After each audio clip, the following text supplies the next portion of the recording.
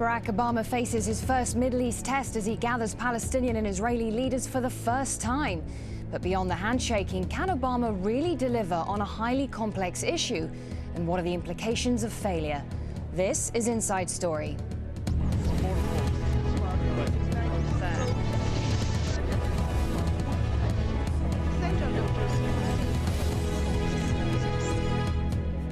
Hello and welcome to the program. I'm Maryam Nemazee.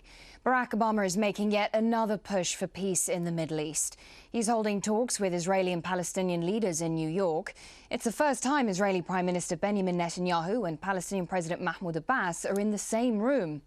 Well, the US president is having individual meetings with Netanyahu and Abbas before the three sit down together. The trilateral talks come just days after the US envoy to the Middle East returned from the region, having failed to secure any new agreements with the leaders on their own soil. On Monday, the White House said President Obama is aiming to build on progress from previous meetings, but that there were no grand expectations for a breakthrough. When Obama took office, he appointed George Mitchell as the US envoy to the Middle East. He hit the ground running. Within the first week, Mitchell was in the region undergoing discussions with the main players. Just last week, he was in the region yet again trying to negotiate some sort of a deal. But as Jackie Rowland reports, more than 8 months into the process, very little has been achieved. The frenetic shuttle diplomacy last week by the US envoy George Mitchell failed to bridge the gap between the two sides on Israel's continued building in the occupied West Bank. Mitchell was unable to persuade the Israeli Prime Minister to agree to a complete freeze in construction for a fixed period of time. Netanyahu is making the point that only in a meeting with the President of the United States is he prepared to address with any finality issues that are on the agenda between the U.S. and Israel. And that, in a sense, suggests that George Mitchell's efforts, as well as those perhaps of others, are not the ultimate vehicle for decision-making. Settlements have emerged as the major stumbling block in getting the two sides back to the negotiating table. Israel was not offering much to the Palestinians. The construction freeze it had in mind would be only short-lived and would not include 3,000 new homes that were already in the pipeline. The Palestinians emerged disillusioned from their last meeting with Mitchell. President Abbas was left with a difficult choice: attend the summit without securing a settlement freeze, or stay away and be seen as the obstructive party. Of all the participants in the meeting, the one taking the biggest risk is the Palestinian leader. President Abbas has repeatedly told the Palestinian people that there's no point holding this three-way summit as long as Israel continues building in the settlements. The fact that he's now taking part in the meeting without that demand being met will give many people the impression that he's caved in. And so a meeting that is not expected to renew talks between Israel and the Palestinians. A meeting, in short, that has one main purpose: a photo opportunity for an American president who has invested so much of his own prestige in trying to relaunch the Middle East peace process. Jackie Rowland, Al Jazeera, Jerusalem. And joining us today are our guests in Tel Aviv, Aaron Klein, Jerusalem bureau chief of WorldNetDaily, and a prominent Israeli author and columnist. In Gaza, Mkhaimar Abu Sada, professor of political science at Al-Azhar University in Gaza. And in Washington, D.C., David Mack, former U.S. ambassador and vice president of the Middle East Institute. Thank you, gentlemen, for joining us. David Mack, if I can come to you first, what will President Barack Obama be seeking to do at this meeting? Well, Marianne, I would have to say he's going to be aiming for a lot more than your Jerusalem correspondent suggested. He's not looking for a photo op. He's not even looking for a concession by Netanyahu on a partial settlement freeze, which Netanyahu almost certainly will put on the table. Even if there were a full settlement freeze, it wouldn't satisfy President Obama. What he wants to see is full-scale talks on final status issues, focusing on borders. Because once they agree on those borders between the West Bank, East Jerusalem, and the State of Israel, a lot of this talk about settlements is going to become irrelevant. Mkhaimar Abu Sada, what's your take on that Barack Obama is looking to go straight in to tackle those core issues, because both sides remain deeply divided on final status issues, such as final borders, the status of Jerusalem and the fate of Palestinian refugees and indeed Israeli settlements? Well, I definitely agree with Ambassador David Mack that the U.S. President does not look for a photo opportunity with Prime Minister Netanyahu and President Mahmoud Abbas. He very much is committed to the Palestinian-Israeli conflict. He is very committed to solving this conflict that has been going on for more than 60 years. But unfortunately, the Israelis and Netanyahu specifically are not helping him a lot with this current Israeli settlement expansion in the Palestinian territories in West Bank and East Jerusalem, with the conditions that Netanyahu he attached to the establishment of a Palestinian state, in which he said that the Palestinian must recognize Israel as a Jewish state, and basically he is not looking for a full sovereign and independent Palestinian state. It seems to me that all the efforts that are being made by President Obama will not solve this conflict if Netanyahu and his governing coalition will stay on their current positions with regard to settlement and the Palestinian state. Aaron Klein, what's your take on that? Obama may be committed to resolving some of these key issues. He's certainly taken a tougher tone than the previous administration since he took office in January, but he has so far failed to extract any concessions from Israel. Will he succeed this time round? I think that you are eventually going to see Israeli Prime Minister Benjamin Netanyahu agree to some sort of settlement freeze. But what's amazing is, what is the Obama administration asking from the Palestinians? And why is it that the Obama administration seems intent on claiming that Israeli settlement activity, in other words, Jewish communities being constructed in the West Bank, in eastern Jerusalem, is the impediment to peace? What about Hamas, whose charter calls for the murder of Jews and destruction of Israel? What about Fatah, which just a few months ago in Bethlehem, I was there, had a conference where they refused to recognize the existence of the Jewish state. Sure, but this summit doesn't actually, but this summit is focusing on the West Bank, and it's focusing on President Mahmoud Abbas. And I should also point out that those settlements are illegal under international law. They're disputed under international law, but so far, what has the Obama administration called for from Mkhaimar Abbas? Has he asked for Fatah to end the incitement in their Palestinian media against Jews? Has he asked for Fatah to stop terrorism against Israel? And what about Hamas? Let me put that point to Mkhaimar Abu Sada. What do you make of that? Is Obama asking for enough from the Palestinians? Well, when you look at what has been happening over the past few years, especially when the Palestinian political divide between West Bank and Gaza, the Palestinian Authority in the West Bank has made full commitment to phase one of the roadmap. They have basically fulfilled all their commitments with regard to restructuring security apparatuses, imposing law and order in the West Bank, and international community represented by the quartet. Basically, they have made it clear that the Palestinians have made their part of their commitments on the roadmap, and it is Israel who has not abided by their commitments in the roadmap with regard to Israeli settlement expansion and the destruction of Israeli settlement outposts which have been erected in the West Bank since 2001. It's not just the Palestinians who are saying that. It has been basically seen by the international community. I definitely disagree with the person speaking from Tel Aviv. The issue is not what the Palestinians are saying in their media or what the Arabs are saying. Let's come to the international law. International law says that Israeli settlement in the Palestinian occupied territories is illegal under international law. Israel has to choose whether it wants to abide by international law, I can see you above the law. What's your response to that? First of all, I'm not really sure that Fatah has actually carried out their commitments under the roadmap, the first being to stop terrorism and to dismantle the militias. By militias, of course, that would be the Al-Aqsa Martyrs Brigade, which is Fatah's declared military wing, which of course, according to the US State Department, is a terrorist organization.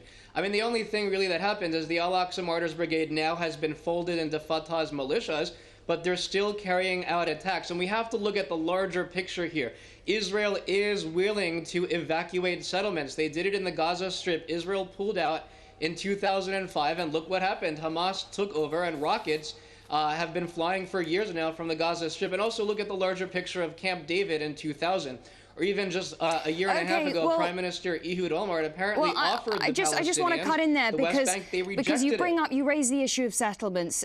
David Mack, talks have focused very much on the issue of a freeze in settlements. And Israel has offered a temporary freeze in settlement construction. Meanwhile, Washington and the Palestinians are insisting on a total freeze in the building of settlements, including natural growth. Just how far apart are the US and the Palestinians on the one side with the Israelis? Marianne, a lot of the public talk about the Mitchell mission and the positions of Israel in the United States and the Palestinians has focused on the issue of settlements. But what I understand is actually being discussed is far more important than that. And if I may say so, unless Aaron Klein is not reading the full range of the Israeli press, he's certainly depending on a lot of settler propaganda and right-wing media regarding the current situation in the West Bank. In fact, the U.S. has not only been pressing the Mahmoud Abbas government to take concrete steps, it's been working directly with it. General Dayton is working with the security forces. There has been a tremendous decline in security problems on the West Bank. They're getting more and more effective. Salam Fayyad, the prime minister, is developing Palestinian institutions so that they will have a real state, and they may certainly be in a position to declare their own state with international support. And Mahmoud Abbas and Salam Fayyad together have done a tremendous amount to decrease hostile propaganda emanating, anti-Jewish propaganda emanating from the West Bank. Don't ask me. Read Haaretz, Aaron Klein, and I think you'll see some reality of there. And also, I would point out that this discussion and focus on settlements, it risks ignoring the really big stakes for all parties here. Let me just talk about the stakes for Israel a minute. Israel has important strategic concerns in this region: Iran, terrorism, and it has a demographic problem. Right now, Jews are becoming a minority, if they're not already a minority, in the lands between the Mediterranean and the Jordan. It is threatened potentially by David Mack, Iranian weaponry. Sorry to interrupt you, but can I ask you a question? You say that the issue of settlements, this summit is about the bigger issues, the core issues of final borders, the status of refugees. But if President Barack Obama can't get the Israelis to make concessions on the issue of settlements, to freeze settlement construction, how is he going to be able to progress with those larger, more important issues? Well, there's a lot of pressure on Mahmoud Abbas to start negotiations, provided those are serious negotiations on final status issues and not some kind of window dressing by the Netanyahu government. There's no reason, unless Prime Minister Netanyahu wants to be remembered by the Israeli public as another Yitzhak Shamir, rather than to be remembered as another Menachem Begin who brought peace to Israel with Egypt in return for withdrawals from the Sinai. If Prime Minister Netanyahu's only focus is on holding together the extreme right-wing elements in his current coalition, then there isn't any hope. Well, There's no right hope for now, his that does seem government to over the be long term. the thrust of his focus, doesn't it, David Mack? Aaron Klein, what sort of position is Netanyahu in politically in terms of the delicate balance of Israeli politics? Can Netanyahu freeze all settlement activity, including natural growth, even if he wanted to, without jeopardizing his own political survival? I think it would definitely be very difficult for Bibi because he has a difficult coalition that he has to balance. He has some within the left wing from Labour in his coalition, but he has right now a largely right-wing coalition. At the same time, I think that Kadima, that would be Tzipi Livni's opposition Kadima party, that should some other party bolt the Bibi government, that they would be willing to go in under certain conditions. And, you know, we talk as if Israel hasn't already gone through this land for peace formula so many times. Again, with the Gaza Strip, Israel evacuated. Gaza now not only threatens Israel, it also threatens Egypt. There have been attacks from Gaza into Egypt.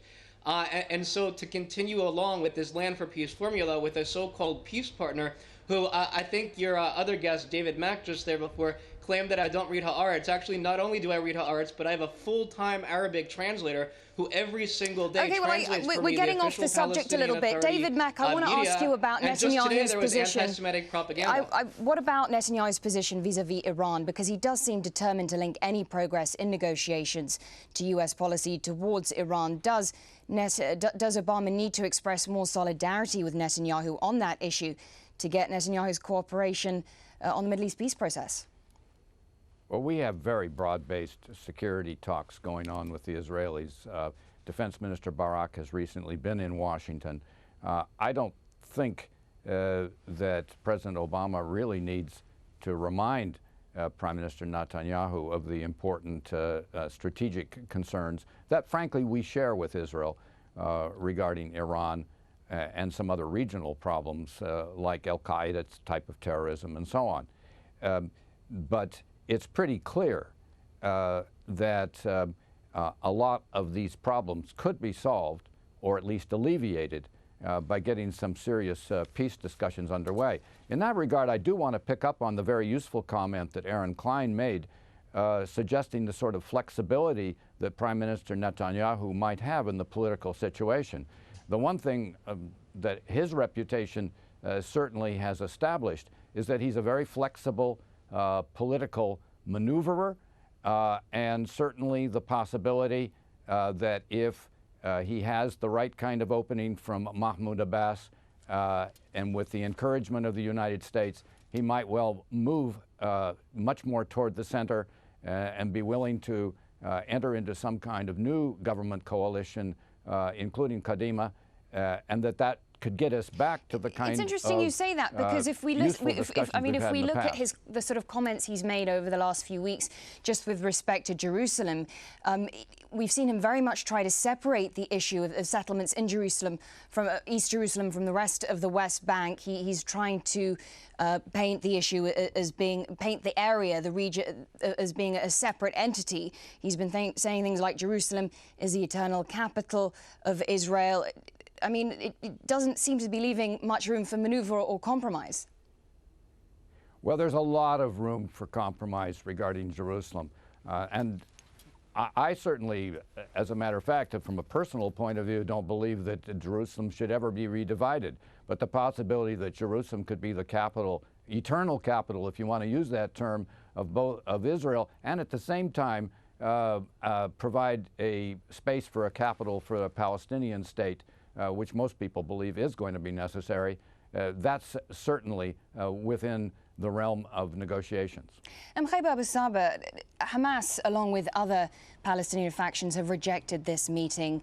Hamas has said that Abbas isn't authorized to negotiate on behalf of the Palestinian people, and that any agreement reached, they would not be bound to.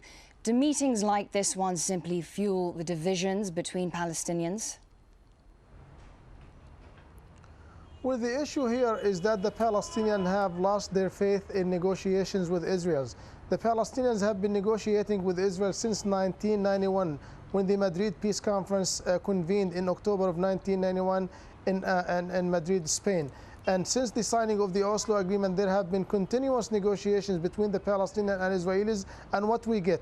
more Israeli settlers, more Israeli settlement, more Israeli policies which lead to the encirclement of East Jerusalem, house demolition, more checkpoints. This is what we get as a result of the continuing negotiations between the Palestinian and Israelis. Therefore, the Palestinian factions are calling on Palestinian President Mahmoud Abbas not to meet with Netanyahu under these certain conditions. Israel must abide by international law. Israel must put total freeze on a settlement expansion in West Bank and East Jerusalem. Otherwise, Israel will just negotiate with the Palestinian forever without reaching constructive results. Mr. Abu Sada, Abbas has already stuck his neck out to an extent by agreeing to meet with Netanyahu when Netanyahu has failed to make any firm commitment on freezing settlements.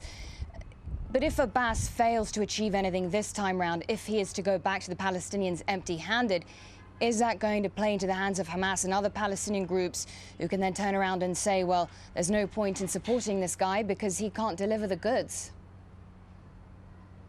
Well, it's happening. I mean, over the past few years, I mean, first of all, let's just go back 3 years ago when Hamas won a landslide victory in the Palestinian elections, which were held in January of 2006. Hamas won the elections for one main reason, that the peace process was almost dead. No progress on the peace process between the Palestinians and Israelis, and above that, that Israel has almost destroyed everything that the Palestinian Authority has built since its establishment in 1994. So, and Palestinians negotiated after the convening of the Annapolis peace conference in November of 2007, and what we got? More Israeli settlement and more Mr. Abu Israeli, Sada, I'm sorry to interrupt you, but forces. we do only have a few minutes left. Aaron Klein, do you think we'll see any tangible results from this meeting?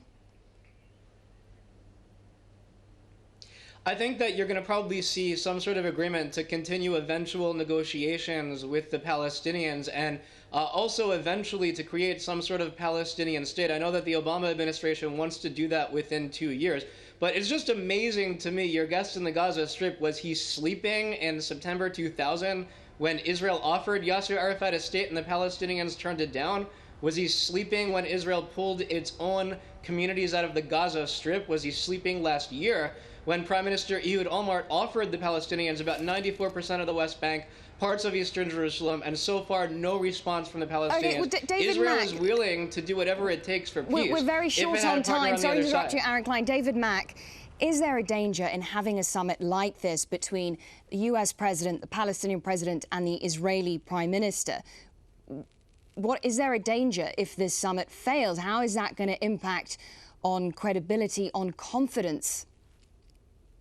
Marianne, I actually think the biggest danger would be if Prime Minister Netanyahu made some clever position on settlements, which seemed just enough to declare this summit satisfactory. And then things were frozen after that, because the potential for progress is out there. President Obama has in his pocket pledges from a number of Arab states. We know that there'll be lots of Muslim states as well that are going to go along. This is the possible opening for Israel to finally achieve acceptance in the Arab world, in the Muslim world, and it can only do that by having serious negotiations with the Palestinians. So I hope people don't get too hung up on the idea of a settlement freeze, and because that's not the end of the process. That's only one little step. Thank you very much indeed for your views. David Mack in Washington, D.C., Mkhaimar Abu Sada in Gaza, and Aaron Klein in Tel Aviv. And thank you so much for joining us here on this edition of Inside Story. We, of course, welcome your comments and suggestions. Email them to us at insidestory@aljazeera.net. Bye for now.